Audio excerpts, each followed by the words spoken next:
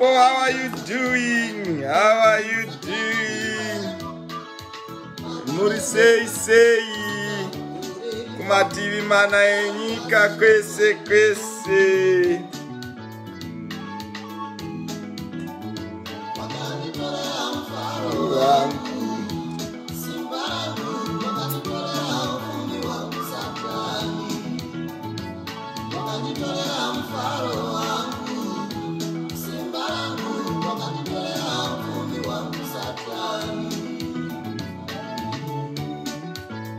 Yes, Tana, how are you doing? Mom's muri sei na Tana. Enough. Enough is enough. Donald, how are you doing? Wangwarova, Donald, Tendai. Tana, how are you doing? This is my year. This is my year. This is my season. This is my moment. This is my year. This is my year. This is my season. This is my moment. This is my year.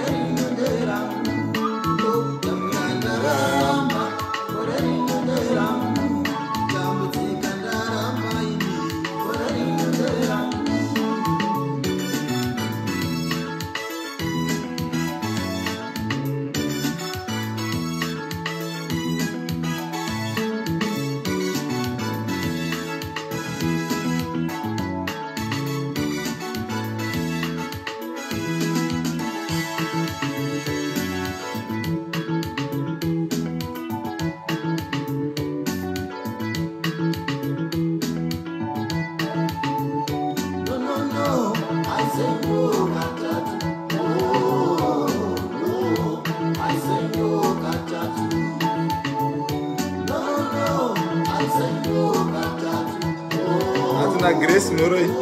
How are you? I'm good, and you?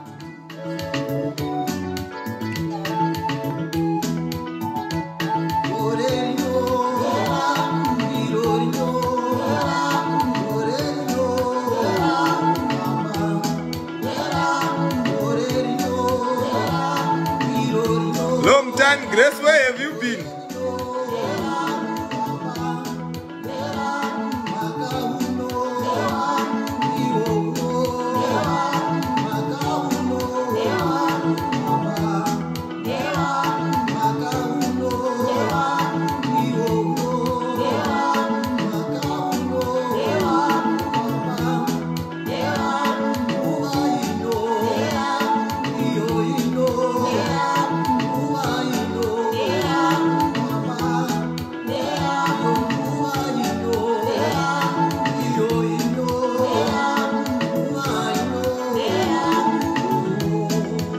Shalom, my beautiful family. How are you, Pastor Sisanda Ngoveni? Maufen Mamba, how are you doing?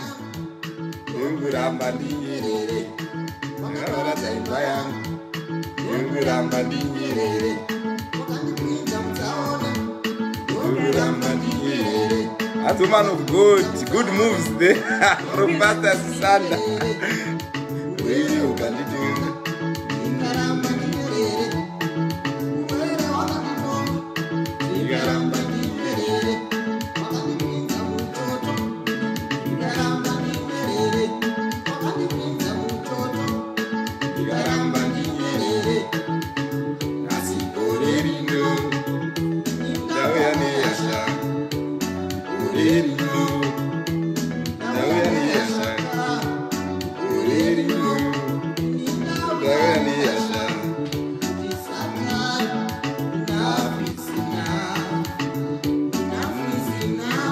Yes, Grace Msanja, how are you doing? Grace Musanze Benze. Yes, how are you? Nice man. What do you think? Wow, I'm happy to see you. How is Botswana? No, Botswana, I think you're still there. How is Botswana? This is my moment. This is my year. This is my year. This is my season. This is my moment. This is my That's no one to get tamba on. Don't worry, I didn't say Gitamba.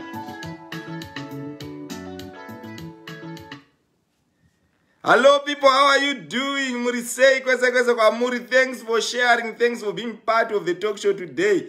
Thanks for coming, thanks for tuning in. Rambai muripo msayende nekuti nhasi tiri kuda kupendera nekupedzisa nyaya yedu iyeye yatakatanga last week. Anditika nyaya yatakatanga last week nyaya yekuti kune vanhu vari ku sexual abuses kumabasa, desperate people, sexual abuses everywhere. And takazobata imwe nyaya yandanyora futi patopic apo yekuti thighs for marks kuma university. Nhasi taudzifambira tidzipendere nyaya. We did a lot of research. We had a lot of incoming messages. We compiled a lot of messages throughout the week. So so be assured, next time you come to Gauteng in South Africa, you come with the mighty woman of God to bless us. Definitely I will do that, Pastor Sisanda Ngoveni. Yes. So we are continuing as what we promised last week. So I'm gonna play again the song which I played last week from the late legend Paul Matavire. Tangawandida. Ndide first, love me first, then I give you a job. Love me, I give you some marks. Sex with me, I give you some marks at the university. That's what is happening. I'm not going to you have to adjust.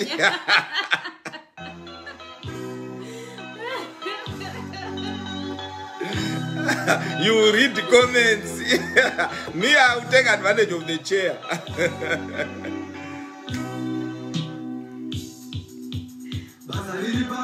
Oh, Talent, mother of nations. How are you, my daughter? How are you, Tale?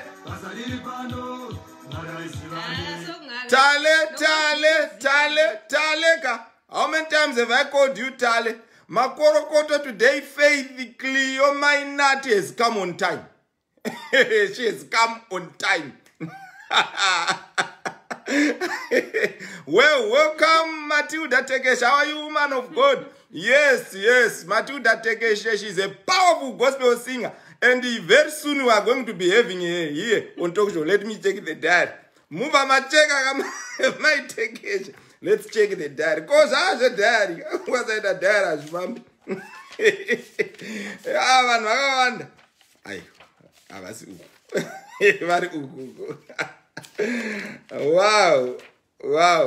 Wow.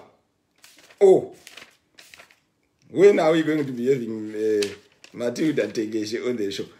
Matilda Tekesha, we are hosting here on 18th of April. Muswe Independence, we are going to be having Matilda Tekesha on the show. So, please, all the fans for Matilda Tekesha, make sure you don't go anywhere. Anzi Gina, Natale. You called me 3 times, uncle. Yeah, and let me dare now. Yes, thank you, Pastor Pan. Yeah, that's the song we want to play today. It is symbolizing the topic of the day. So those who want to dance, those who want to come live dancing, please, can you do so?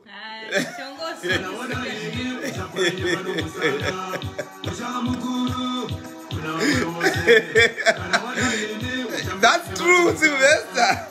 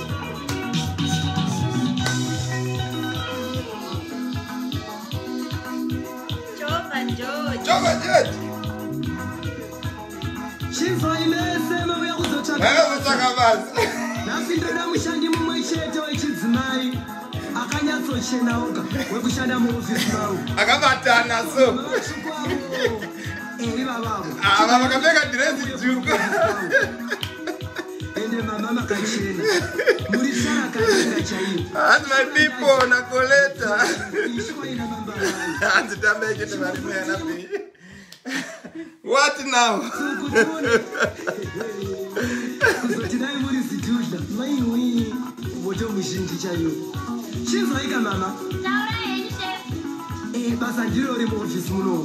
Promotion ili kuya chimbi Marie lunch transport musaite wari naika ndinosota asi ndinoda kuti tichange taita mutambo kwese kunzunguno kunyimbo semhemwe Natulauzvandira tidipedzi uko kumba mune muchilavhana nomurume wenyu yakayakaipei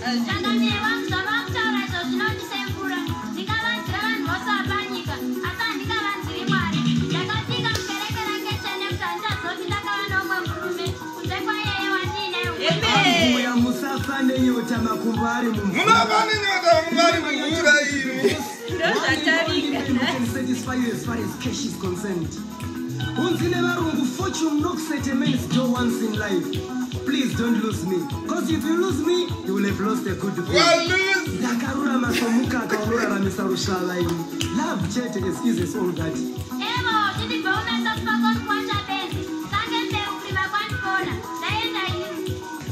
Ane mutsimuno usimbe shaviri nesefa pauro kuramba chino kuna masese asanga yarebeza ipere asanga yarebeza ipere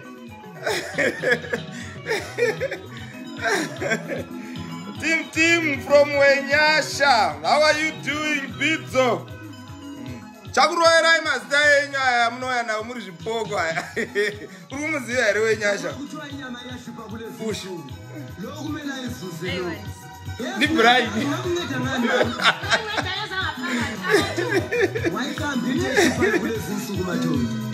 kodwa ke emfazini omuhle isiqhamula amayezi esinjengawe ngingazama icebo sibili kodwa phela ngingakakwenzi lokho mhlawumbe ngidinga uthando phela mama hawu njalo mina ngumfazi womuntu njalo uyangibona ukuthi mina umfazi womuntu angeke ngathandana nomntwana ongangawo njalo angikwanisa ukuthiwa ngezambani njengefuntwana umfazi womuntu ukuthini ongasendoda yomuntu ngoba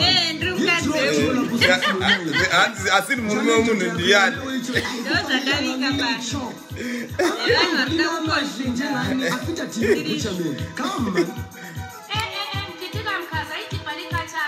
hey mama kusemagetsini lapha ubovusa use yonethulapha mani hanzi mazita sas changamahuwe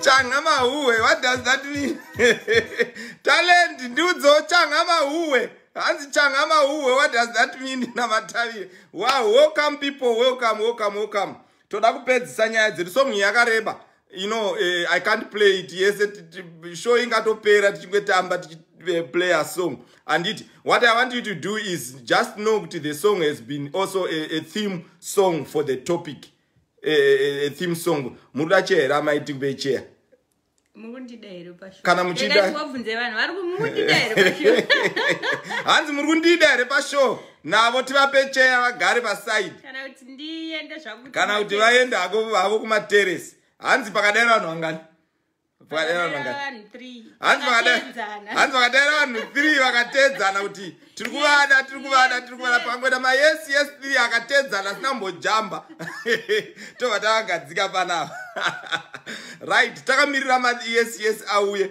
welcome Elvis, how are you doing? Yes mainini muri sei good yes tokudai mama talent abvumira asati ataura changumahuwe what does that changumahuwe say mean nisindebele saka yes ya talent yakanzurwa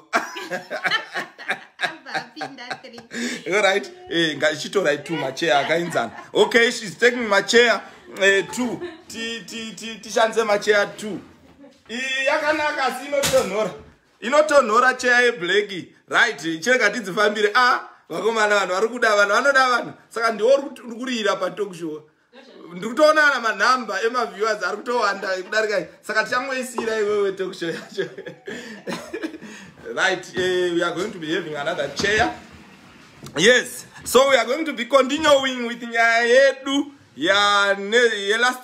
last Saturday whereby we were talking all right takavanzwa yes mukuda kwende papeche ana veimura zvanapei zvazvekukusuwa izvi zinai zvazvekusuwa kuona mai ayo musana kumupedzera space ka une mahips ka right yes that's good ngatipambei nayo nyaya right we started this topic last week. We were having our guest Melissa Mpofu, a CEO of a very powerful upcoming organization, Youth Voices Trust. Yes, she was supposed to be here again today, but for technical reason, technical logistics beyond our control, Melissa could not be here. And my Elvis. She could not be here, so we are continuing. She helped me also a lot with other people. They were helping me to gather as much as information as we can, so that we can go ahead with the topic. Right. So here I have got also some other information which we have also researched, which we have put together. This is a very, very important and powerful topic. Antika? Yeah, so because these things are happening.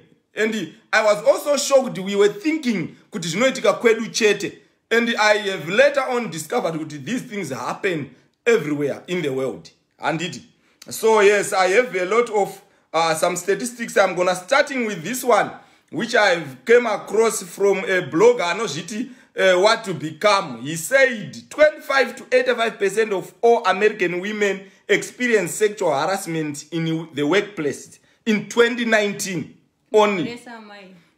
Yes. And Mdara. Yes, how are you, Mdara? How are you doing? You want to go on there? Asindrufunga ndi mama wane phone ya Mdara. Baba jiasiye badaona baba ona mai. Boisa vivaru anduza kupinda mchirombo. Kana twanga wachiza ma like pamwana kuona vana allow dai nyango tisina guest mukana Mdara na moms. Mumwana ambovona iso vanhu vajara mwenzi wati amai vemunhu kana baba vemunhu vauya rikati mboona ai kandonge isina kuti vane mistake iyo vakwatibaya malove nevalikes. Thank you so much. Thank you, Baba and Mama. We appreciate. Yes. So 2019 only 25 to 85% of women in America they've experienced sexual harassment at workplaces. 2019 only. That is too much.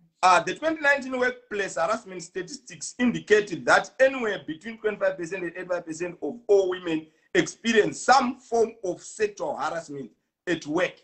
This report was compiled 20 September. Baba. Thank you, Baba. Yes, Mdara, how are you doing? Muri say. Good. Thelma, how are you doing? Nice to see you. Turutiona. Good. Muri say Thelma. Thelma. Thank you so much. Right. There's another research. You mean Muringori Chinamir? Sexual harassment of female students. Ndramti munzwe ana pakutaura chiri mupachiverengo apa umira one vanhu vanotiza asi dai tanyingotaura zvinyadzira vanhu vaiwanda still. But anyway, it's to put a show on program because what we are talking about is very, very important. Sexual harassment of female students by their lecturers has become a serious social problem in schools and institutes of higher education in Zimbabwe. The current study is an in-depth follow-up to Zindi study which was done in 1994 and sought to investigate and establish whether or not inappropriate relationships between male lecturers and female students exist, whether female lecturers sexually harass male students, and whether there is a relationship between sexual harassment and students' performance in their studies. Wow, this was so powerful. There may be a relationship between sexual harassment and the performance of female students in examinations. The result of a questionnaire completed by 83 students in one higher education institute in Zimbabwe revealed the widespread sexual harassment of female students by male lecturers and the different perceptions of such harassment held by male and female students. Possible indication of these findings to education are discussed and the recommendations were made.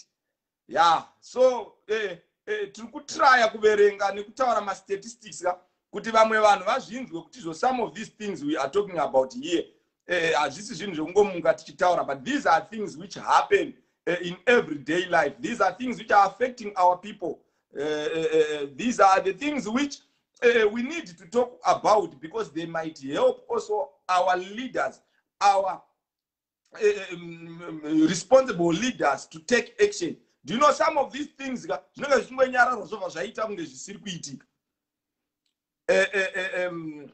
UNICEF's position on sexual exploitation and abuse and sexual harassment. As a humanitarian agent dedicated to children's rights, UNICEF has zero tolerance for sexual exploitation and abuse and for sexual harassment. We take all allegations of sexual misconduct seriously and respond vigorously whenever cases occur. This is now coming from UNICEF. So these were some of the things which I was just reading. Main issues. So we are also having voice notes. So these were people. Let's talk.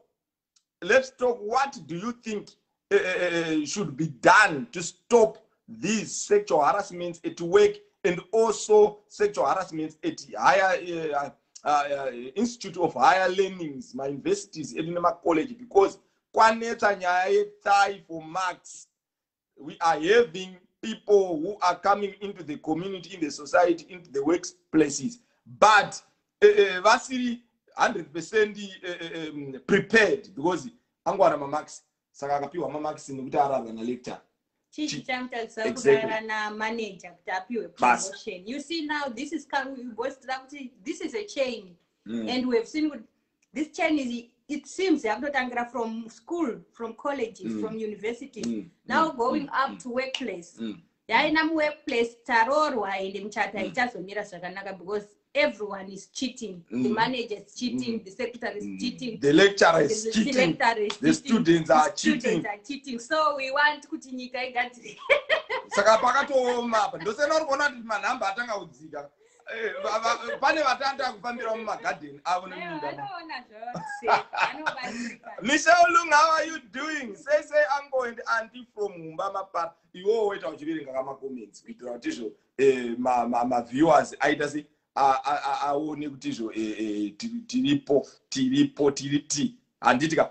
Right, so I'm going to play some voice notes which we were doing my interviews ataita around the streets muHarare. MuZimbabwe, ora tikatiti muZimbabwe tikati muHarare tinozinge takuda kunge tiraku expose vamwe saka muHarare.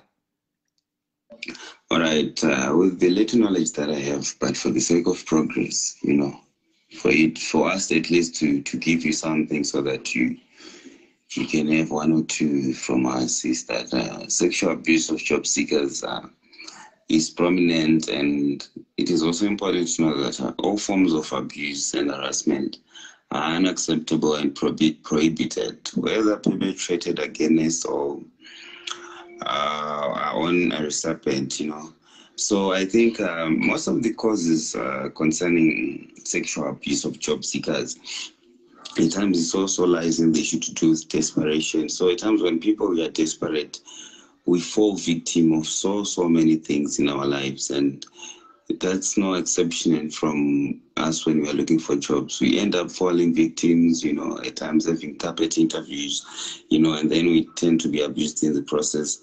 Also, there's a reason which goes with the power and its manifestation. At times when someone is so powerful and you're looking for a job, you know, they can always use that power against you and to victimize you.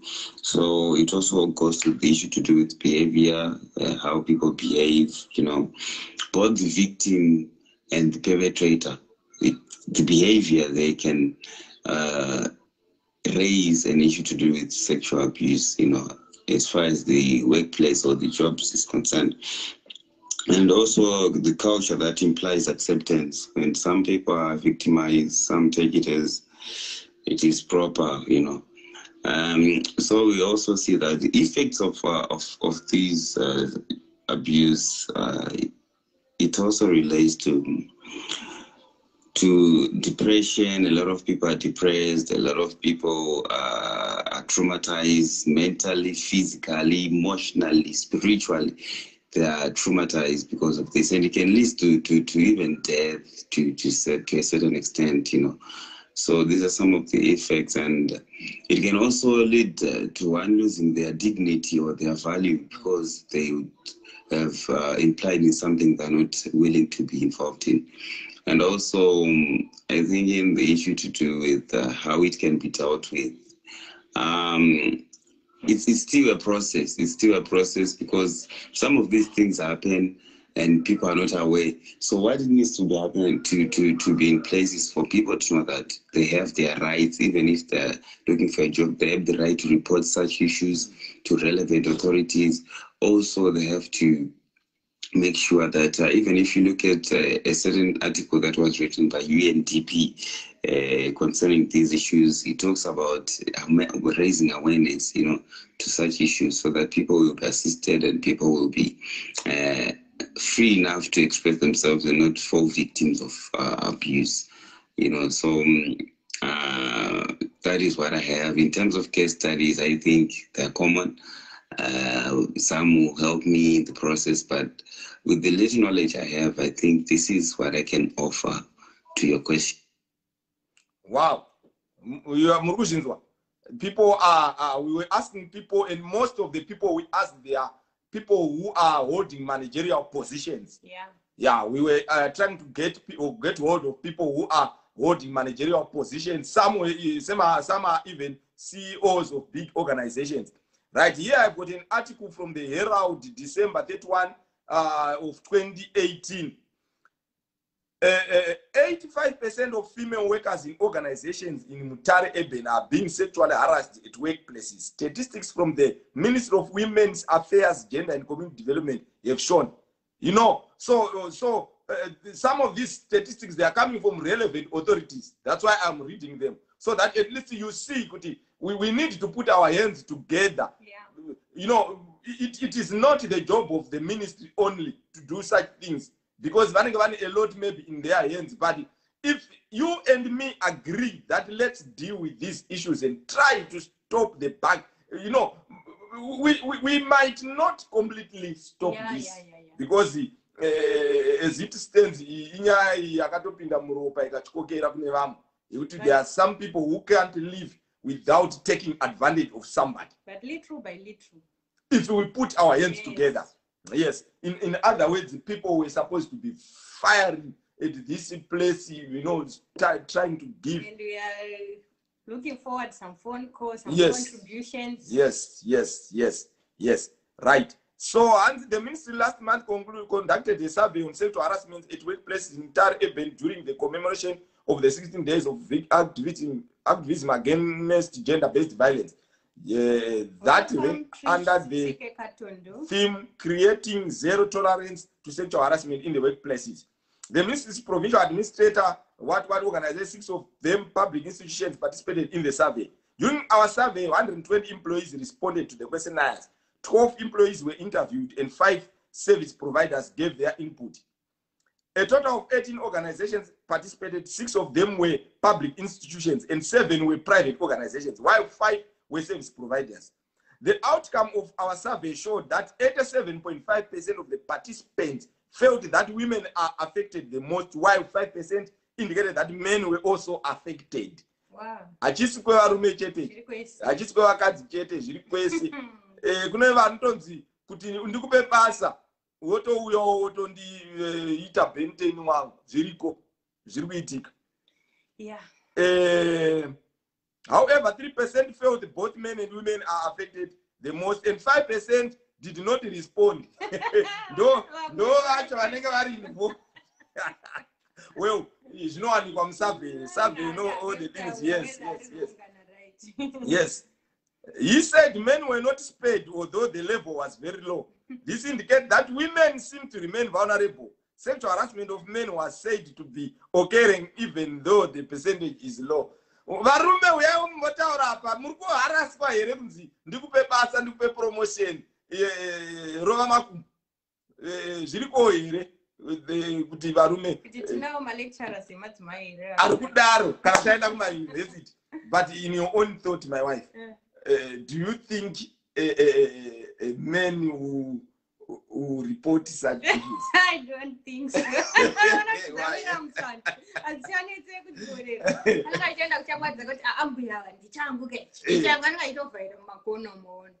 Saka, even if men are affected, it might prove kuti survey yakasiriro zvimwe zvinhu nekuti vamwe varume vanobvangoita ke ndo vakarapota. But what makes you think that a man can refuse? I mean, can say it's a way to approach a woman achi offer sex? Because especially for us. Varume vacho magara munotonetsa ndimoona. Saka ukatozoona ndazvo. Vanopfimba varume kumabasa uku. Zvinotaura zvega statistics. Dzinotaura dzega kuti varume mukupfimba vanhu whether married or not. Saka ukatozoona waingwa. Zvafanana nekuti tsuro yoenda kunembwa kuti uri kutsvaga imbwa here utsvaga tsuro here ndiri pano ndauya ndirume andoona kana wandiruma kuti ndobva ndakupa bonus. Wow, all right. About a third of the respondents felt that people with disability are more prone to sexual harassment at the workplaces. He said, "Ona ima, makuto yende afuti vari disable. Wamala zimazvi. Anditika. Saka, the survey outcome shows that the most commonly cited impact of sexual harassment at work was lack of concentration, depression, lack of interest in job, and isolating oneself from work colleagues. Wow, these are just ma statistics. Atiri kukupai kuti zvomungoziva kuti inyaya yakaoma takaita ma-interview akawanda. Let's hear the second interview. Oh man, I'd done a note and forgot to send. So yeah, let's talk about sex, Melissa, and sexual abuse of people who are seeking jobs.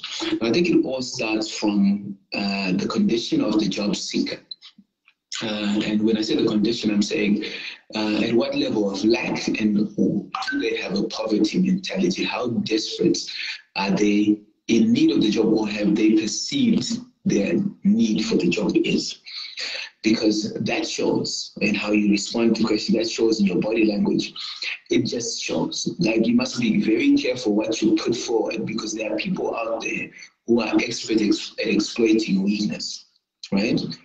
So there are people who say, I'll do anything, or, hours, time is not a thing, whatever I can do to please and make sure that the organization succeeds. Those are dangerous statements to flaunt in front of sexual predators. And especially if the person realizes that this job is of utmost importance to your livelihood, or giving you a basic livelihood. The poor are always at risk of being exploited, and that means sexual exploitation as well. So I think from my time as a business owner, my time as an employee, I've seen it time and time again. The greater the perceived or felt like, the greater the likelihood of you doing something stupid for advancement. So it comes down, if your value system does not draw a line and say, look, I need this, but I'm not going to sleep with the person or do anything that goes against my principles. If that does not exist in your value line, you're going to find you're going to fall victim to that abuse, or you're going to fall victim to that exploitation. So I have to say, some job seekers go in with the objective of flirting with the decision maker, because that seems an easier path to victory than actually working hard. Right? There are two ways you can get a promotion. You can work harder, add more value than anyone else. And secondly, you can just tear down everyone else, or just sit with the boss and make yourself, and in essence, manipulate him or her into giving you the promotions you want to think you deserve. I've seen this sexual abuse during my school days. I remember there's certain learners who were on scholarship, particularly the scholarship to Fort Hare, where it was a government scholarship. So anyone in authority who has power, or has given the perception that they have power to make a crucial decision over your life, is someone who's a high risk perpetrator for things to do with sexual abuse, or just abuse in general, or can manipulate you to their means, right? I'm sure you follow a particular leader who recently resigned, who used to lord it over girls he had given scholarships that they would have to sleep with him, because he had control over, or gave them the impression that he had control over their academic future. I saw that and with the name of those 14 scholarship students, like 14-year-olds, the girls would often be manipulated, or the guys could be, I don't know about the guys, but the girls definitely. And what will happen is, you'd either be manipulated at the point of getting your scholarship. So to maintain your scholarship, you're sleeping around and providing certain favors to the person that you interface, your contact person. Or if it was the person who was responsible for distributing pocket money or money allowances, he could distribute quicker to those that had were giving him a little bit extra. Let's leave it at that. And for those who didn't give a little bit extra, they'll potentially get their allowances late, and significantly late. So it then comes down to, what mentality do you have? If you have a poverty mentality, you are going to consistently be a victim to this. So you will, in essence, become the village bicycle the more of a poverty mentality you have. And I think it has to come back to one, self-awareness, that people need to draw the line and know that they are value, they are of value, and not every opportunity is, if I miss it, then it's all gone. Your opportunity will come. And I think the second thing is we need to build better structures that decentralize or put processes into things. Like if it's a scholarship or a job process, let's verify the interview processes and not consolidate power in a few individuals. So we need to build better processes that limit the likelihood of abuse and increase transparency. So if you can see in organizations introduce performance-based or meritocracy-based organizations where we celebrate what is good, and what is good rises to the top, and not based on clans or cliques or those kind of things. Very long notes, but it's sex, man. You can't be short on two one issues to do with sex. Wow. This individual has tagged something which I think we need to take note of. He said there are some statements which are dangerous already. Yes. Dzekuti uri kutsvaga basa. I can do anything. I can do anything as long as money basa. What? How are you going to work hard to do what? And those statements, they are dangerous to a sexual predator. Yeah, because anobati said, oh, I'm desperate. So listen to me, ladies, my sisters, my andadzi dzangu, ana mai vangu, vana mai nini vangu, vana mai guru vangu, vazukuru vangu. Nevaningina varamba ngati varamba kuti vaningina nevakoma vanogona kuti yekaniwaro dzawira mutsvanda. Exactly. Hanzi kune mama statement asingataurwe when you are looking for a job or whatever, something chauri kuda, scholarship, chichi, whatever chauri kuda iwewe from a relevant person or someone who is in a position to make a decision. Don't say some statements like, I can be readily available. I can do anything you ask me to do. The organization, I work hard so that the organization achieve its goals.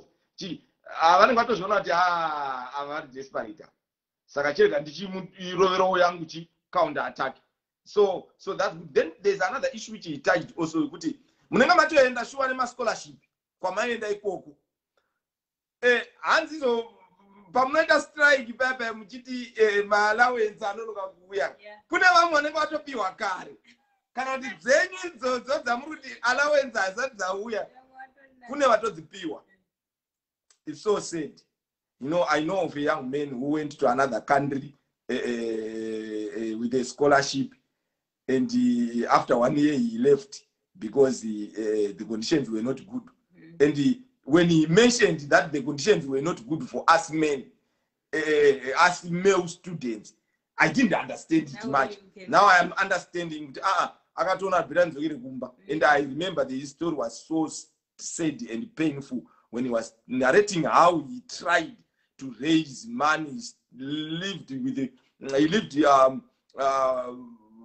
for over 6 months eating bread and water as he was trying to raise the little he had so that he buy a ticket to fly back home, and it was cheaper to fly direct to SA. Then he had to come to Zimbabwe on pay forward in a bus. I know what I'm talking about. I now understand. And thank God when he came back home, he found a place again by use it. It is up and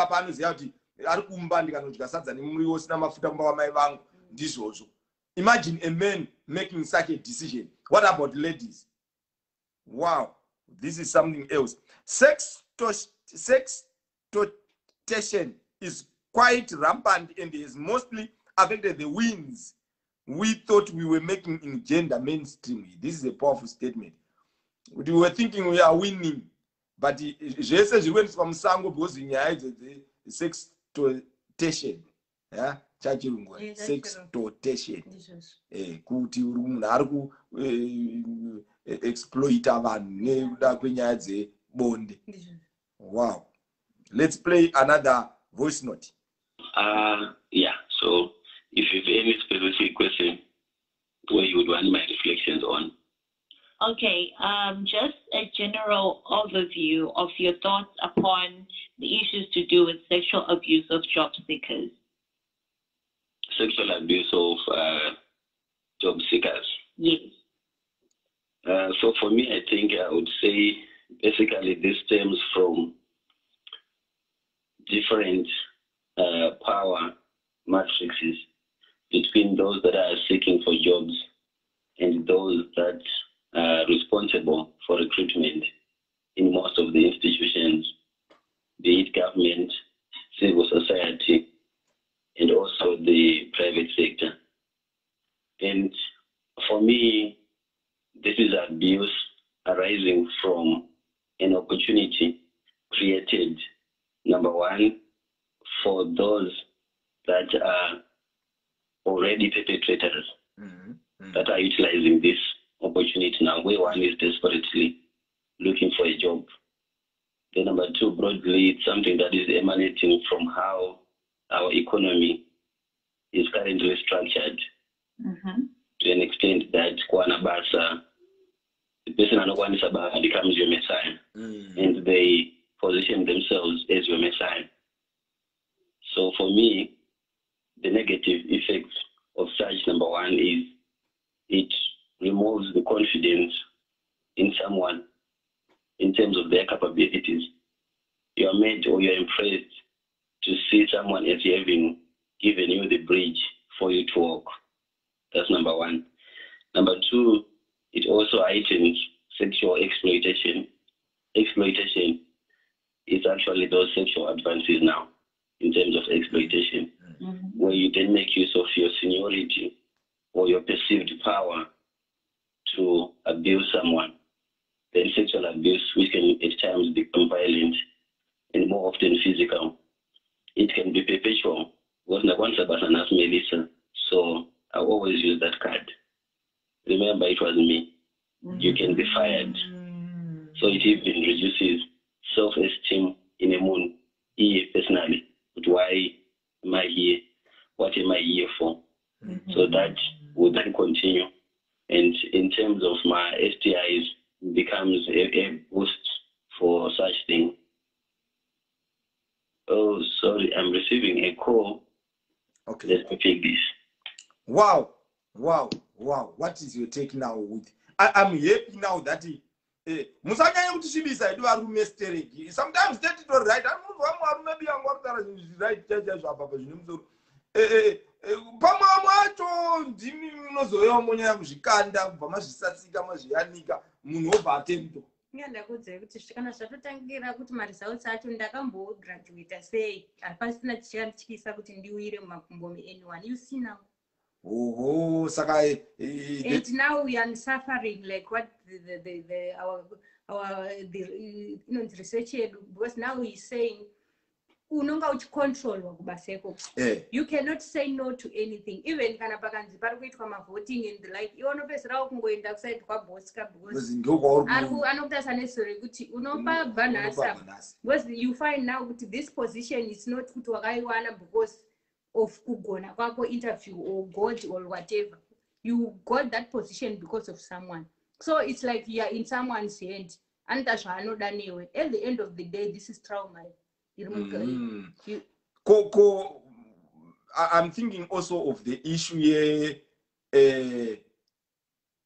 It fuels corruption also in the organization. Yeah. Because let's say ndakupinza basa nekuti ndatanga ndarulula newe ndapedza ulula newe ndabva kupinza basa mandakuita say accountant. Ndikauya ndikatizvo ndipe 1 million unondipa ndisina even kuita the real procedures, because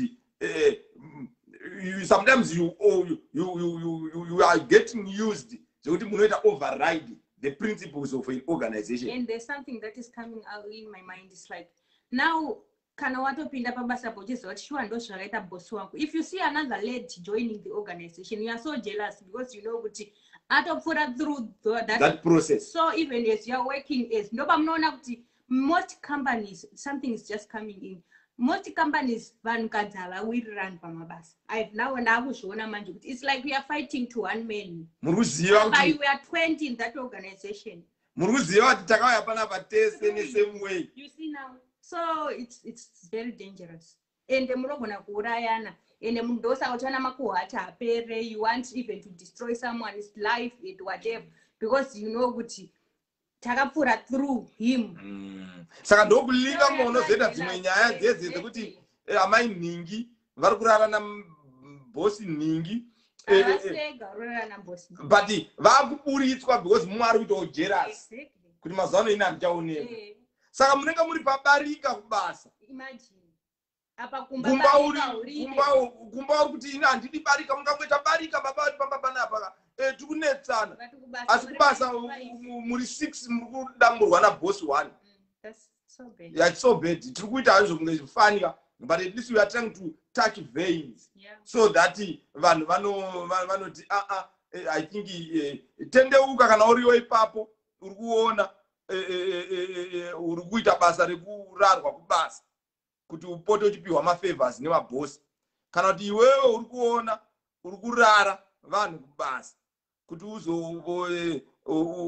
uchitora advantage yekuti nekuti vanhu masubordinates ako kubasa. But ango tomboti wakuda kubuda mazviri toita sei bosi mukutendeutsa vanhu ngavo kana kubuda mazviri kwatinoda anobuda sei muchimwaregera izvozvo aiwa nhasitara zvemabasa tokisana musefuraidi watoitara bedroom ichi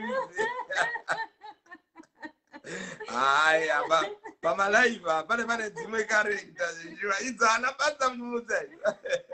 Yes, Angela Kwajia, how are you doing? How are you doing, my sister? Right, continue another interview. Good afternoon, She Glows members. Okay, I want to help Nancy. She sexual abuse of job seekers. Yes, it's reality. When we go kunotsvaga mabasa, we are being, some of the members are being abused and it. But as for me, my scenario is like this. Ndakanotsvaga basa nditi Namibia attachment. I was on my 3rd year. Then vandasvika kumuna ndakaripiwa naangu wangu to talk to him because ndianopinza vanhu mabasa. Then pandakasvika akatanga kukumbira sexual favor. And say, if you sleep with me and ndakwanisa basa. So ishi akazoitika ndeyoti ndakazoramba. So ini zvandofunga zvinofanira kuitwa to ane ejeri kutsvaga mabasa. You should report to someone. Basa ipapo otsvaga even contact if it's possible kuimend ovaudzawo zvesexual abuse wasangana nayo. Kana ana messages or something else chavanenge vakurekodera kutumira ndizvo. I think it's better kuchengeta so that muzoona evidence yekuti bosi nhingi vakazondi approach vakataura kuti you should grant me my sexual favors. More so, I think chimwe chinokonzeresa ndechekuti vanhu vacho vari mapositions iwayo ndo zvavagara vangori. So zvinenge zvakuda kuti tiwane even vakadzi who present for us kana kuti paitika zvinhu zvakadaro kuita sue that person kana kuti ma-women's organization that works with ma-NGOs vavatsanangurira problem we are facing or we are challenging kuti isusu sema-job seekers enyika nezimbabwe as ladies tinosanganawo nemaproblems akati ekuti kanotsvaga mabasa especially the 3rd year student vanenge vapedzawo kumavhasiti kuti we face machallenges ekunzokarara nenobva waona basa. That is zvinodraina emotional handiti inini hangu ndo zvandangofunga kuti it is helpful.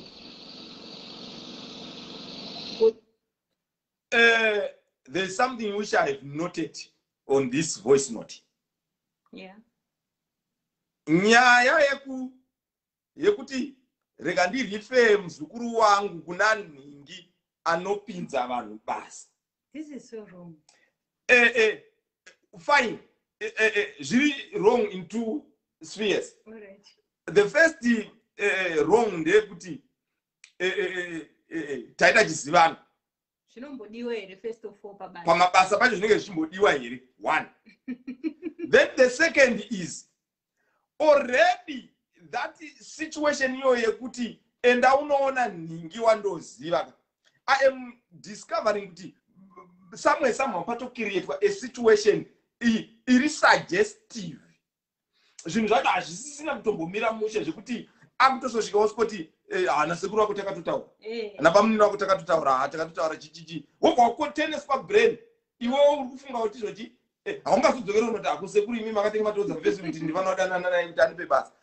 Wakutongosvika wangosungowira a situation which has been created already. What do you think people, especially this situation, this new point which I've raised, kuti nyaya kunze unoona nhingi wandoziva already uri kutokanda hama yako mukani wameshumba, because nhingi iyeka akutotora advantage iyo yekuti wauya zviri official through your relative, saka iwe hauna chaucharamba chandichataura because ndikuda kuti nditokupa basa. Kudos to this lady, she refused. Yeah. Havasi vese. Sure. Havasi vese haandati aiwa atema henyu musiyamo ndipinde basa. Kondi ndobvaruka. Another one. Greetings, my humble leader, Melissa. My apologies for sending my voice note late. I was busy at work. Hope I found you well. Looking at the abuse of the job seekers, I believe we have the highest recordings of such abuse due to poverty. You know, if you have got nothing, you easily give in to anything which can give you something on the table. So poverty, giving particular attention to lack of finances, is one of the major reasons which has caused a big rise on sexual abuse of the job seekers. One would be in so desperate need to have something on table, maybe for the family, or afford a comfortable lifestyle. So this is one of the major reasons which has caused a rise in sexual abuse of the job seekers, because they will be desperately in need of something to have something. And I also believe that lack of employment, especially in our country, in Zimbabwe, is a major reasons on the rise of sexual abuse of the job seekers. There are shortages of jobs. So people, especially women, they are now trading their bodies with job placements. It's not very rare to find a job without a connection. So it's either a social, political, or a sexual connection. And it's not like people, it's not like one would be enjoying the sexual intimacy, but because one would be in need of a job, because one would be in need of a job, so trading or sacrificing the body will be the best decision, which most people describe it as the power of the puss.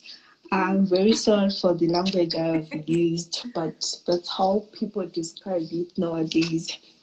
Wow. And lastly, on the causes, there is what I call the inferior syndrome.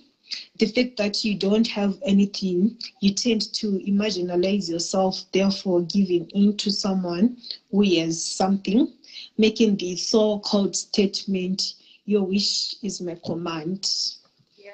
And this is what I believe there are causes of the high recordings of sexual abuse of job seekers. And then on my next voice note, I'm going to send the solutions I think might help us to reduce. Wow.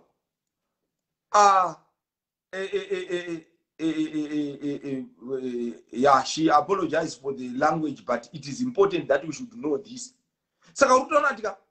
Sometimes also the people whom we are trying to protect, nobody must statement the power of the puss. Good one a bus. Ties for max. The power of the puss. Good one a bus. Moving them comments. I mean, I'm andipamwe zvakanaka pamwe zvakashata asi ndikatsvakirwa basa randogona handioni zvangu pane chakashata. Okay, noted. Yes. Zvakare asi kana uri mwanasikana womurume ukaona munhu akutaura zvekuda kutaura zvesex yabasa racho. Yes. That's true. Let's comment. Yes, iverengai kutafadzwa. Tafadzwa dambanzi kutya Mwari ngakuve muwanhu. Amen. But uri kuti vanhu avaende kuchechi here vese ava tafadzwa. Tafadzwa. Unogona kushamisika vanhu ava vanenge vachitora mastatement iyaya ka. Another power of the push, ties for marks, what zvese. Vanhu vese ivava vanenge vatori kuchechi pose ndosakati kutya Mwari ngakuve muwanhu. Because tinogona kuenda kuchechi asi tisingatye Mwari. All right. Okay. Saka tokwadi ngakuve muwanhu. Erengai makoments amai.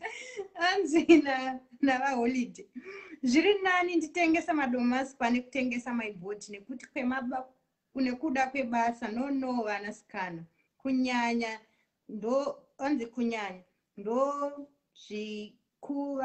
zvikuvawandira. Vamwe vanoitira sex kuindiswa kucollege, kuuniversity dzidza kudya zveziya kwete zvemusana. Wow, thank you so much, Pastor Chimutsa. That's a powerful statement. Tafadzwa adzoka. Kuenda kuchechi but kururama baba. Amen to that. And ndakunzwa. Thank you so much. Because kuchechi tese toenda. But if you good. Kudenga tese tichaenda here. Ndo pane nyaya. Kuchechi toenda tosvika Mwari.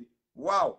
Right, irikandiveringe ma findings edu tisataisa conclusion because akawanda ma findings atakaita. Vamwe vaisa ma message because vanga vasinawo mari dzemadata voice note. Sexual abuse on job seekers causes. Abuse of job seekers can be attributed to a number of reasons, and these vary from to job to another. Given the current situation in Zim, job seekers can be easily abused because of desperation of employment. Moreover, the rule of law is at times stubborn and silent in some scenarios because of bribes that management can easily attain paying duty bearers. Some of the policies and rules are so ineffective and inefficient. Wow, news here. Effects: teen unwanted pregnancy, stress, loss of moral and culture, bad reputation. You know, just obvious kana uchingo disha kwese wasvika oti ndandakanga na statement ataura nefutanzi your wish is my command. Right my statement it woto vanhu kunzo. Your wish is my command. Kuna sexual predator ngati yes my wish is your command. Zvaembe. Pane mwakazotara last week akati chinonyanya kutorwadza ndikuti hembe dzacho unobvisa wega futi wobva wararwa basa racho wobva warinyimwa futi 3 years hangu chingopromiswa basa. Solutions, formulation and implementation of effective and policies that safeguard against abuse to job seekers. That penalties to perpetrators, close monitoring of the managerials, evaluation and assessment of recruitment procedures so as to find gaps and avoid the reoccurrences of similar acts. And poverty is the key. This is coming from Tendai Donald Ziman. Poverty is the key. I think tumwe statement twatinozotanga tunenge twa because of poverty. Saka uruda kutry kuzvitengesa. You know that convince munhu kuti inina you can do whatever you want. Let's go. Hatina va holiday. Ndoda kusupporta Tafadzwa. Tarisai mapastor ari kutora vakadzi vevanhu. Vana vevanhu vachivai abuse asi vanovanda nekuti tinonamata asi dziri mhandu havasi vose vanoti mwari vachimuziva Mwari uyu. Yeah, that's true. In other words, let's take church out of the equation. Nekuti kuenda kuchechi moyo womunhu, kuenda kuchechi it comes from the within. Zvaunobata it comes from within. Saka kune vamwe vanoendera kuchechi kuti agovigwa.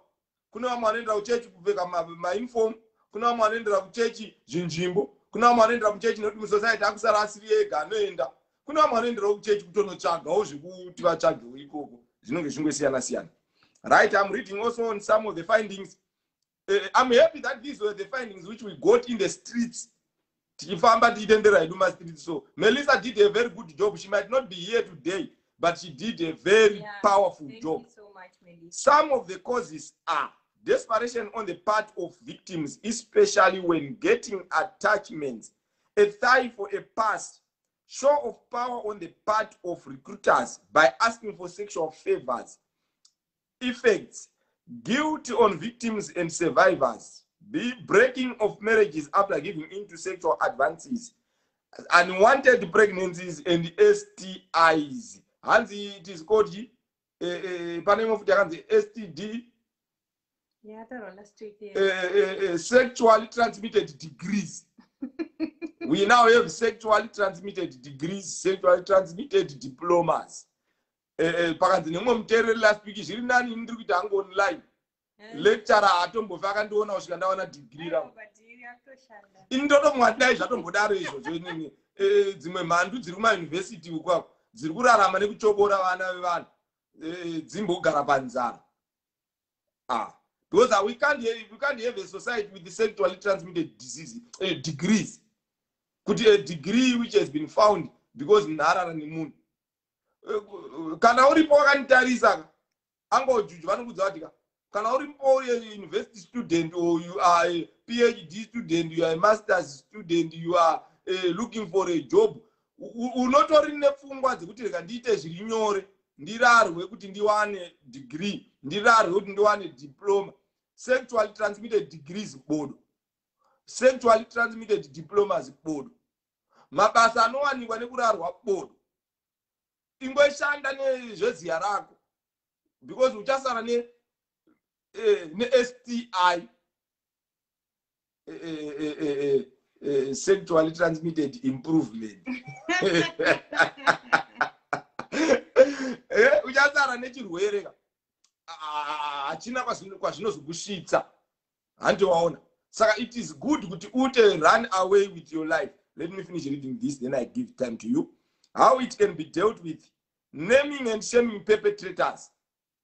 Hands ndo my solutions. I am sure that was the lady Atintichanyora, my solutions in my GGG. Okay. Awareness raising to victims and survivors of sexual abuses. Dismissal of perpetrators from work. Case studies are wash enrollment of female students in lucrative programs in colleges and universities. Point in case of the okay. All right, I'll tell my examples. But it's a case study of the ex-vice president because of the sexual acts at the workplace. But I got rest my case.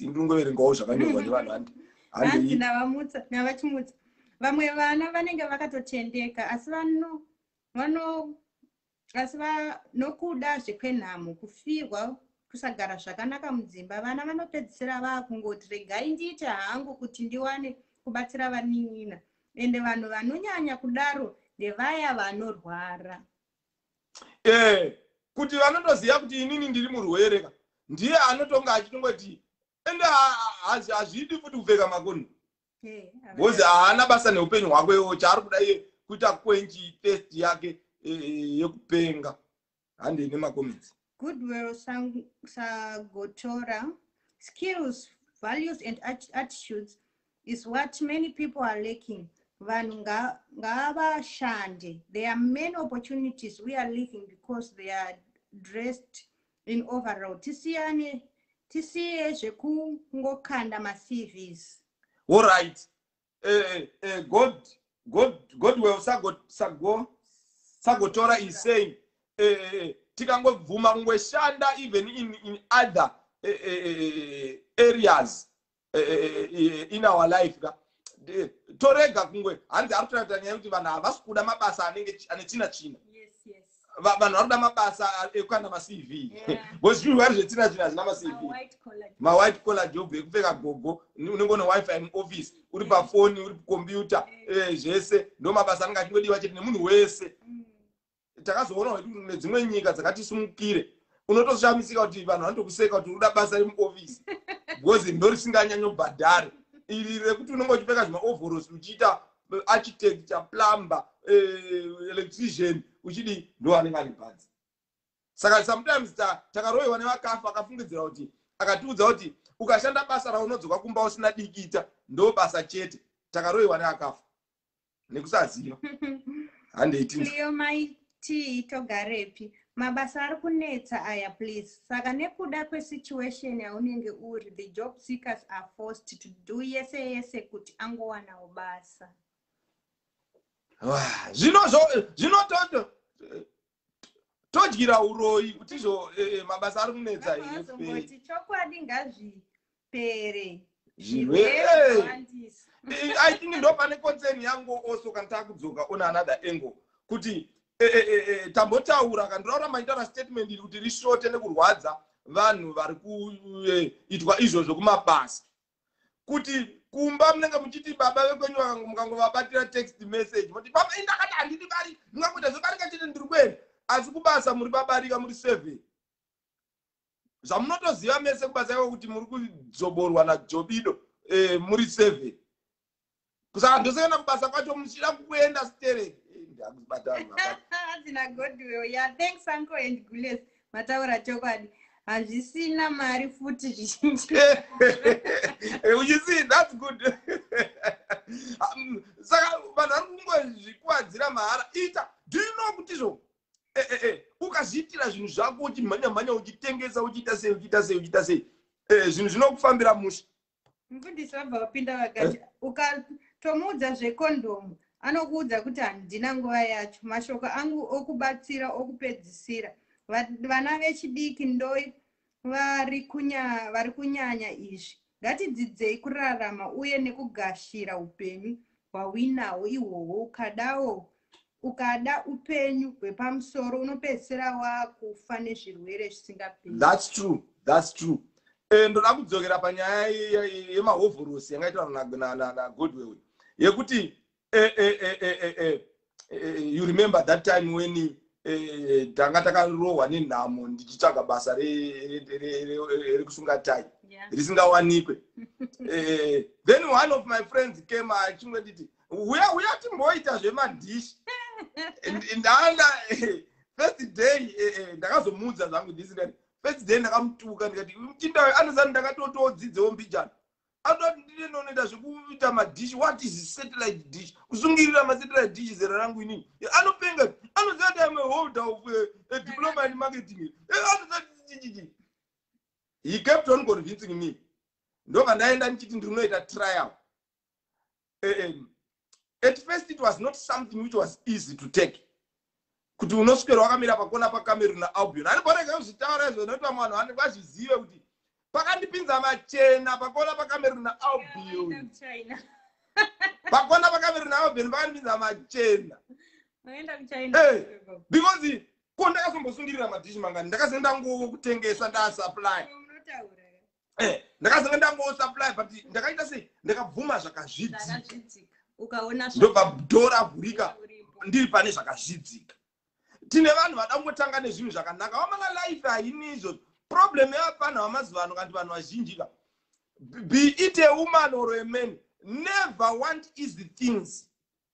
Because easy get, easy go. Handina tafadzwa damba. Ma 2000 anetsa. And it's caused nenyaya yekusakudza vabereki.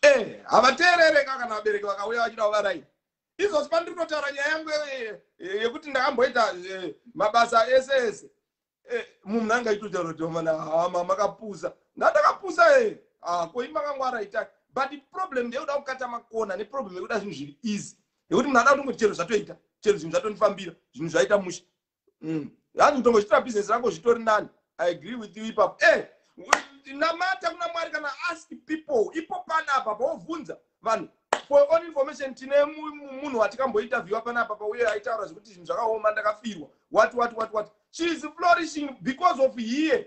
We want to thank the people who have supported here. I'm still not telling you, there are people who are here who supported that woman. She is now doing something. She always reported to me. Ndazotengesa chakati, ndazotengesa izvi zviri kufamba ndaona status yake nhasi yakazara tubhutsu tuchichi. We are so happy. Iwe pa status yako pane pakangozara majokosi, mafanizi, makuhwa, nekutuka vanhu nemastatus. Unoshandisa ifoni yako chii chauri kuishandisa. What are you using your mobile phone for? Data rauri kutenga uri kutengerei makuwa ekuswera pastreet dzeFacebook uchitsvaga makuwa. Ita business nezvinhu izvozvo. Iro data raunarero rishandise kuita business. Uya pari pangojuju ndokupa mukana wekuadvertisa. What do you do? Handina mufundisi timutsa kuda zvinhu zvakachipa setsvina. Unokuara unozozvidemba. That's true. That's true. That's true. That's true. I told people when we started this platform, this is the platform where we are going to be opening to people so that people they come and interact and share my business ideas. Say. But pano unatopera mwedzi pasina na munhu business atombondibata ndura kutouyawo kuti nditaure zvebusiness. Unoziya shavere urombo neurombe. Ndiri kutanga kufunga kuti izvo saka kana ndikavati ndira kuita advertise business rangu paplatform penyu vachanditi mari. Anongatoona zviri peri. Uya advertise uite mari. Kana uchi uya advertise vanhu vazive kuti unodi kuya dovi waita mari yako wozodzoka pano uchita matestimony vaja avadzoke futi maibosi anenge akuda kuti aiwa ndozonzi kana zvafamba inobhadharwa uchisvika.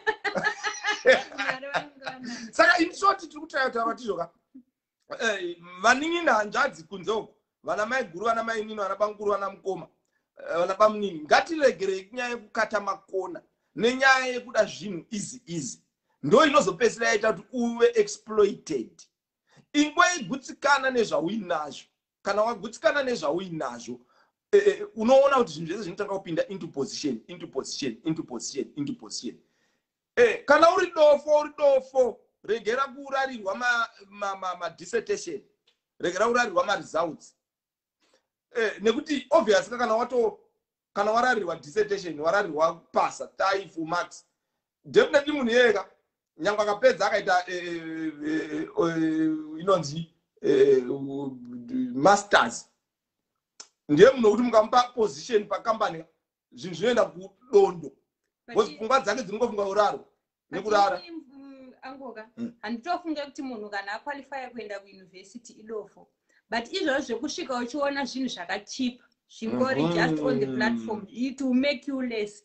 Vamwe vachiverenga unonga uchitotexta mamessage uchitotsvaga uchitogoogle uchitotaura zvako zvisina nebasa rese. It's not kuti vanhu vanonga vari madofo, but because vari kutoziva kuti kuverenga kana kusaverenga ndine zvatichaita kuti tangatogone kugesa dai racho kuti nditsvukire nekupoda stereki nekuda kugara futi kumberi achigara beya kuti lecturer vaone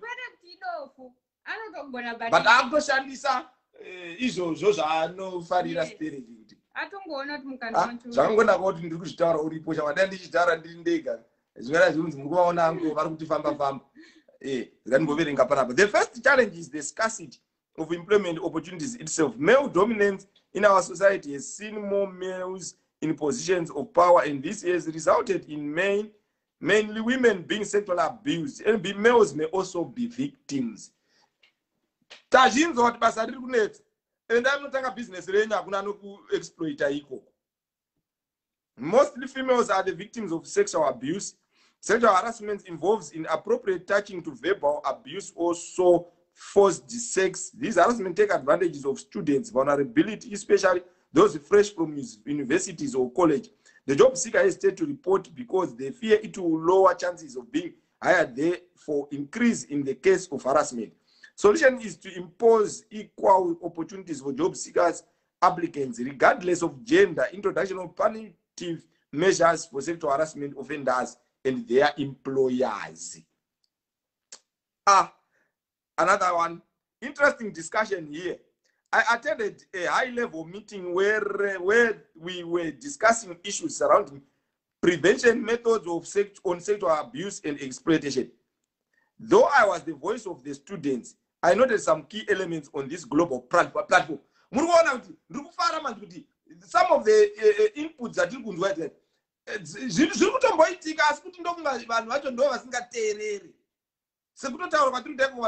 but no one will listen. Number one, some stated that women are the ones who cause men to act that way, since they are the ones who advance vachida marks type of marks concept. In type of marks concept to every university. Hey, they were arguing that these kids are less to work, so they failed, then go expose themselves to lecturers. Students on attachment are abandoned and neglected, hence like both campus protection and parent protection. There is need to have a real empowerment on this. Wow. Okay. I always tell my kids kuti mumwe nemumwe nechipo chake, saka asi usabvume kuti munhu atora advantage yako nekuti iwe hauzvigoni izvozvo. Mirira nguva yako, mirira nguva chako chipo chichabuda pane kurarirwa, pakushandisirwa kuda zvinhu zve2 minutes. 2 minutes. 2 minutes. Pana ataura uye akati vamwe vacho vanenge vachiitirwa vanongoitwa havo kuti awane basa hanzi anakirwa zviriwe here. Hanzi anenge asingaenjoy. Chari kuda ita kuti pedzai akomana munhingiriri. I'm telling you. Pedzai akomana ndoda basa pedzai ndoda basa. Kopa zvino zvinge zvakuramba zvidzokorereka vane vasina kunakira ne. Handizivi kuti zvinodzokerera. Chamisa ndatika novaunzi kuondooneka ndida kupinda basa. Ndione ndida kupinda. Wanda munhu wamamunetsana boss. Nongowa neshanji. Akomana. Zvakaoma. Interesting. This does happen sometimes. Girls make me moves on lecturers, but in such instances, it's not really in my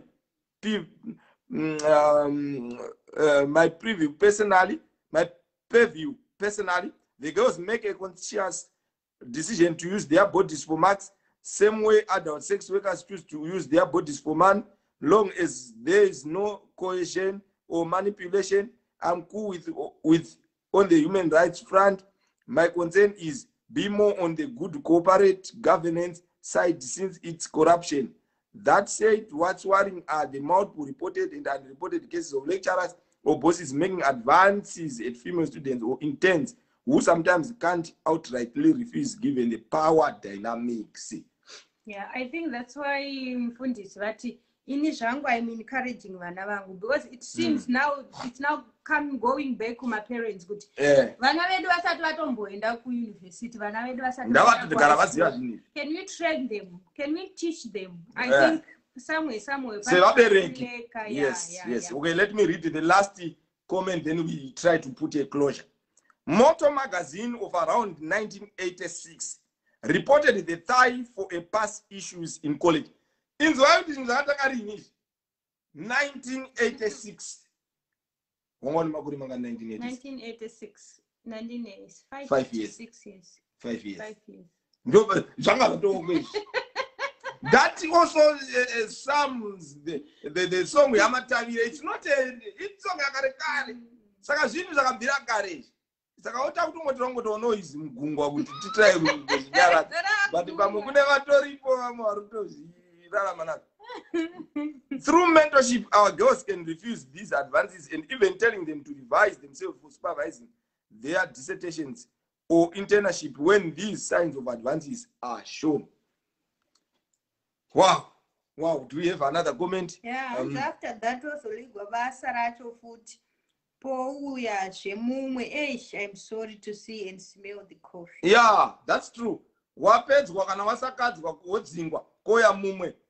Kwadzingwa woenda futi ikoko unotsaira zvimwedaro saka unotongogara life yese zvimwe bvunzai kuna even vana Mfundisi Timothy varapa neuncle but simba racho munorowana kupi varume komi vakadzi munorowana kupi aiwa ndati ninge muchimbomirai kuti bvunza musi Jesu nemubvunza tu I think because now I'm trying to imagine this is the boss of a big company and we are looking like Panamadzimai kana 100 kana 50 kana 6 it's okay. How kumba une mudzimai simba iri muri kurova nepi pamunonga muchiita those actions zviri kunakidza here kana kuti ndezvongoda kufikisa munhu kuti ndoda kungokuwachisa chete? Because now I'm trying to think kuti is it munhu yari kuenjoy here zvinhu izvi kana akagara muofisi make sho akabata shaya dzake and the like achifunga kuti pacheya pangu apo ndakuita vasikana 7 makuseni mangwana anombozvivonga. I'm just asking you guys. All right, regarding mutanda pindura nefunny way vest unondibvumidza here kupindura nefunny way. Kana talk show with Ango Julius say a very big TV station ndichagona kupindura mubvunzo wako.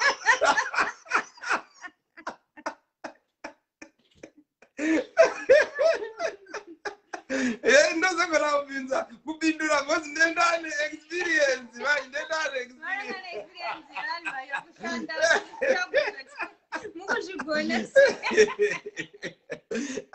Right. I think like what Tavazwa Damba said, Madimon. I think in discipline, I think in general, in discipline, I like what another guy said one day, unfortunately, Angarish Poko, when he said, sometimes, he said on his behalf, and I took note of that. He said, in life, you don't cheat just because but in life, you don't cheat because it's a principle. Okay. So in answering your question in an indirect way, these might also be people who are not principled. But principled, I still think you can easily avoid that. Okay.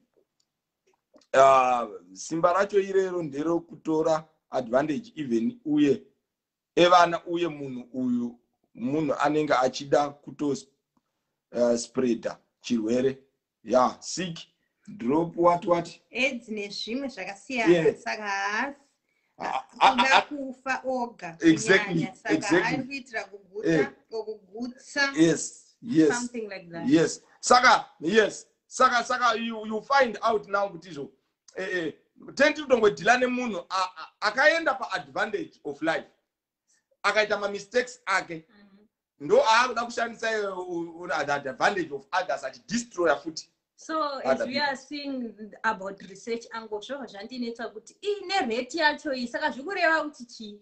Zvikureva kuti makambani hamusina kumira zvakanaka. Aiwa saka kutaura zviri kutoreva kuti ukatongoona vanhu vari kuti all of a sudden achangotanga basa hasiye any conversation inoti bosi vangu vakazoti bosi vangu vakazoti iye ibva matongoziva kuti ayewa pane zviri kuitika. Hanzi neumwe muteerera akatibata rimwe zuva akati hanzi nini kune ndakati aiwa kuzoya isizvo hanzi ukaona mudzimai achingouya netumapresents egezekere kumba ndapiwa nabosi itongoziva kuti finish.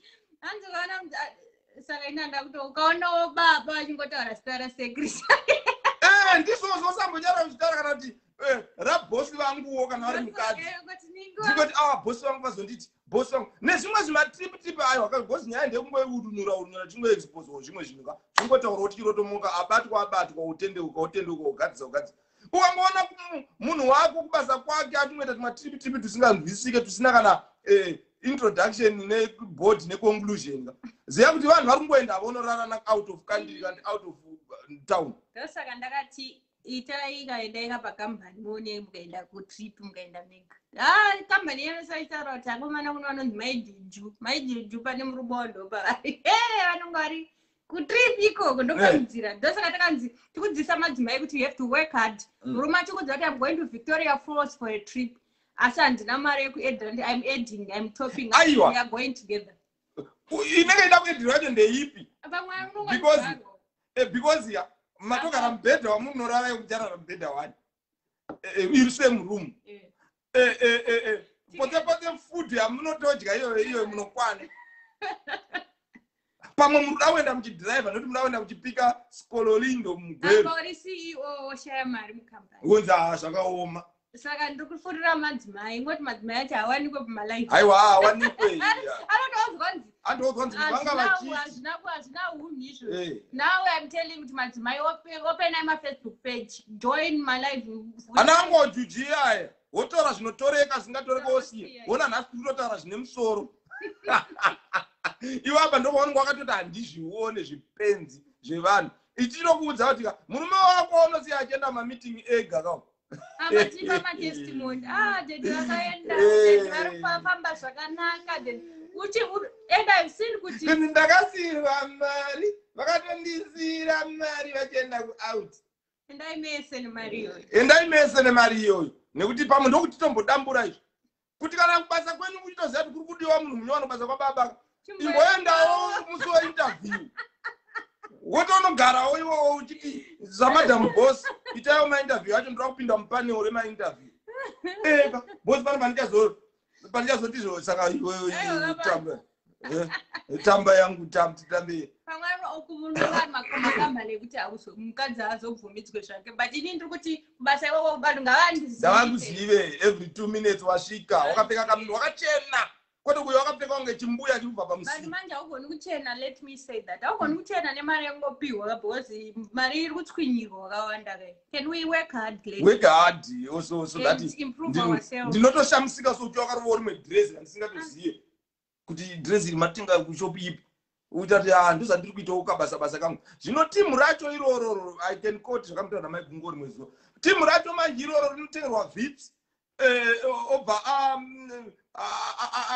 firiji inenge yazara chikafu bosi vanoziva kuti uri goma ndaiza saka unenge uchifana ngosoro uchingoedya uri pambepa uchiita chimiri chisina musoro handisi kutuka vanhu ndati muninzise bosi zvimwe zvanhu ndataurwa feya kuti zvirwadze kuti vanhu varege unhu uzive munhu anenge firiji inenge yakazara chikafu DSTV rakabhadharwa Nollywood vanoziva kuti mamai anofarira African movie nechiimwe India so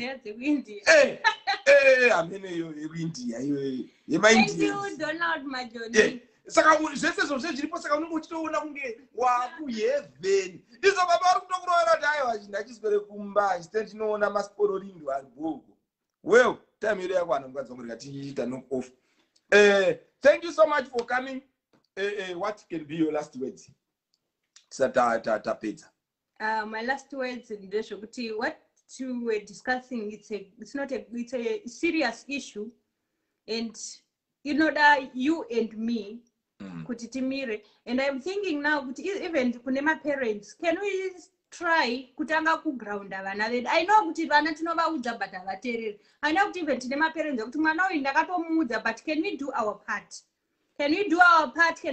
part even paanozowira mune zvaawira unomuti but ndakambokuudza we're somewhere to say but now because of what you are saying now umwe naumwe ari kumhanya nedzake baba ari kumhanya nedzekubasa nedzekupinza vanhu masecretary 2020 mai vari kumhanyawo nedzefoni yababa inonge yakangovharwa you see now because as long baba vari kutoita dzavari kuita foni inenge yakaloa inini ndinotoziva kuti zvii zviri kuitika because now umwe munhu akutoti murume wangu ndilectura nyangwe wangu usingambofungiri wakuda kutodatsoziva kuti zvii zvinozvichiitika we don't have time for our children and patiri kushaya nguva for with our children they are growing so fast in 10 years atova 20 years now akutopinda mazviri you cannot say anything ndopaanodzoka chikunzwai kuti ndisiye ndakura where you we see now so I think this is what we are passing through and I want to say again to the parents vana vedu vari kupfuura mune zvakadai so izvi uchivatsura ngativatsurei nerudo because tinogona kuvalusa futi watomuziva kuti akatopasa taitu whatever izvo zvisvi ende basa raari kuwana akadiuchiripo ipapo anenge akatorwara nesiki yacho pamba STI yacho pamba motoita ignorant kusatozviziva kuti mwana STI yaakatoita it's because of what medical head but you don't check things nekuti tiri busy you're so busy so I think as parents ngatitorewo our role vana vedu vari kukura ino kuti umwe uchinekari pamakumbo regai ndikudze ini ndiri kutarisa mwana wangu mukomana I'm just like what he's now turning 16 and I'm like Pandrukana is like ndaimona seka mwana kadiki. But ndakona ndinogona kutokuda. Musuno another statement right away kuti munhu ari gona ngatoone tumaziso twakuona. By the way, at 16 years ngaindada kuti guno kana kuti ndokuda. Musuno ndakaisa status nchikisa dedi. Ndakafonerwa nemwana wangu mukomana svika ndikondei mama yamaita ngati aiwa kandoda kukuratidza kuti ini nababa yako tinodanana. You see now, but I got to say,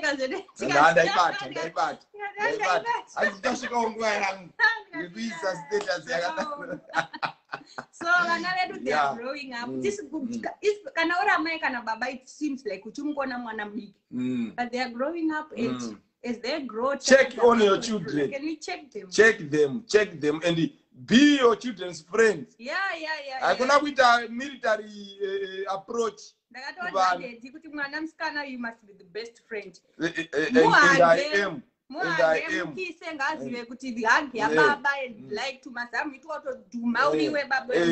Anobaziva kuti hazvina basa spoil him zviite nekuti hanti wakanzwa musi ndichitoudzwa 11 yeah saka yeah ndo iripo handi thanks tadzidza chokwadi yes ndinozviona utru baba ipapo hanzi inondiziwe kuti next life yes musangoenda ndoda kisi kuratidza kuti modanana apo aiwa kisi hatina rambomera naye kisi noona torara tiri pano tikisana inini my last words tisatakisana ndekuti kana uripo lecture uri kutora advantage yestudent uchiirarira kuipa mamarks uri muroyi regera kuroyi. Kana uripo boss uri kupa vanhu mabasa watanga wavarara uri headmaster wavaroi regera headmaster chevaroi, because we are trying to stop things here. Play your part, I play my part, she play a part, the society plays the part. Don't try kuti zvikachinziwo zvaitika because hazvipere ndo zvazviri kurakidza. But ininewo sematyiro atuita covid, sematyiro atuita corona, tikatya zvinhu zvakaipa izvozvo that way, what type of a society can we have? Imagine society yese inenge ichifamba yakapfeka mask ichiti ndiri kutya kubata covid, munhu wese ofamba achiti ndiri kutya ndiri kutya kuita kupa mwana wavanhu STI kana kutora STI kana kumitisa mwana wamunhu kana kurwadzisa mukadzi wangu kurwadzisa vana vangu basa rangu zvese izvozvo hanzi muroyi wemuafrican movie exactly. Vapana vadaita screenshot rikatikisana mukadzi wangu vanhu vaite mascreenshot.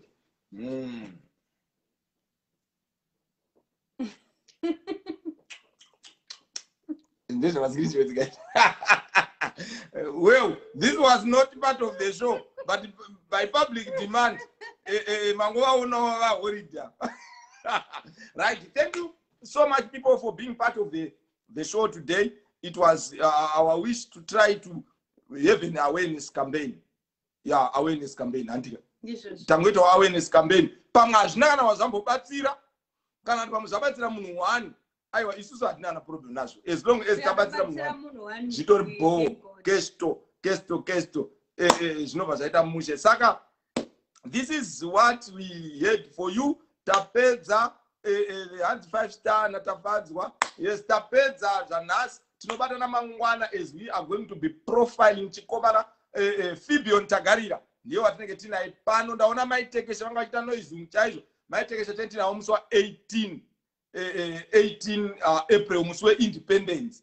Interview maitekesha pano. A lot of people are coming. You can't believe that diary rakazara kusvika kuna June. Vanhu vari kuuya. Why? Idea ndeyekuti tiite tichionesana tichibatsirana zvinhu zvichiita. Business people, unechaunoita, unechaunotengesha chauda kuti vanhu vazive, ndibate tiite arrangements. Inini ndiripo pakubuilda vanhu. I'm not there to destroy people. Zvinongori kwauri iwewe kuti how do you see it? How do you see me? How do you see the talk show? But isusu we are here to help people. Hatina zvekuita. Ndichipedza panapa ndiri kufanira kuita sei? Ndozodii futi. ndine zvandofana kuita zvangu basa rangu zvemabhuku eh aiwa indokanganoka zvemabhuku ai ndoziva ndoziva tomato mhanya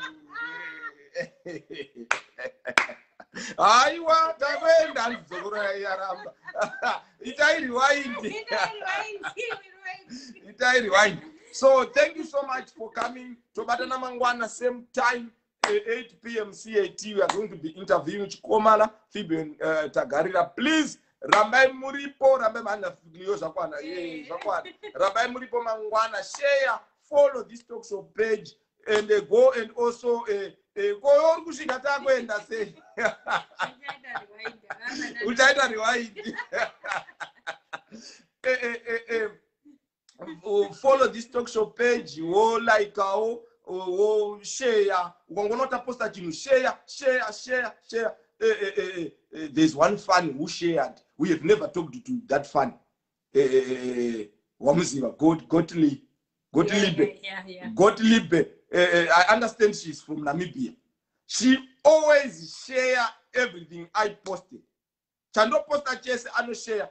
If you are listening, Gottlieb, please, we love you. Love.